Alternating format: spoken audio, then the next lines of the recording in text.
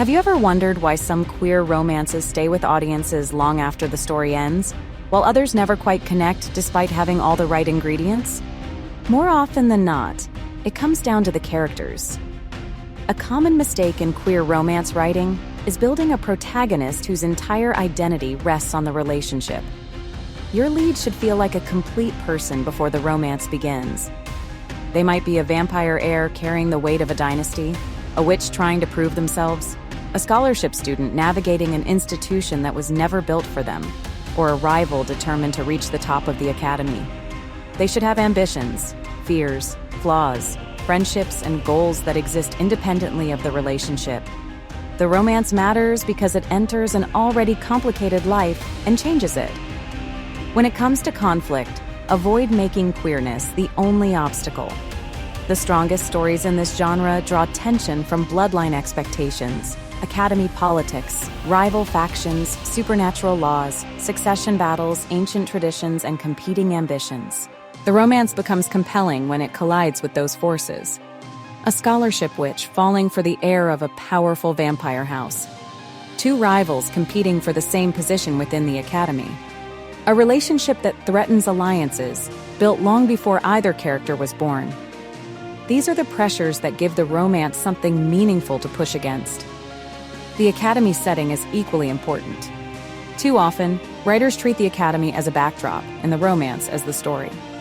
But in this genre, the institution should actively shape the relationship.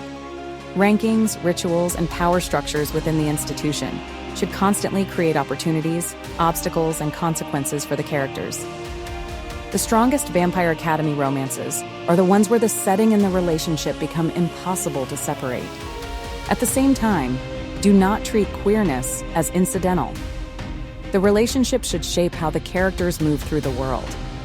Their attraction, emotional connection, and growing understanding of one another should influence the choices they make and the risks they are willing to take. Just as importantly, remember that queer stories are not built on conflict alone. The romances that stay with audiences are often the ones that capture both queer grief and queer joy. In a Vampire Academy story, that joy can take many forms. Friendship turning into attraction, rivalry turning into respect, finding someone who understands a part of you that nobody else does, discovering a sense of belonging in a world that constantly asks you to perform a role. In fact, rivalry is one of the most powerful tools available to you in this genre. Some of the most compelling relationships begin with two characters competing for the same position, representing opposing factions, or wanting entirely different futures. The tension comes not from whether they like each other, but from the fact that they do. A long-form romance cannot survive on pain alone. Alongside danger, heartbreak, and institutional pressure, make room for trust, humor, attraction, companionship, discovery, and emotional safety. The audience needs to understand not only what the characters stand to lose, but also what they have found in each other that makes the risk worthwhile. Finally, give your queer characters the freedom to occupy the center of the story. Let them be heroes, rivals, leaders, prodigies, and outcasts. Let them be ambitious, selfish, brave, and messy. What matters is that they feel human. The goal is not to write a story where queerness is the obstacle.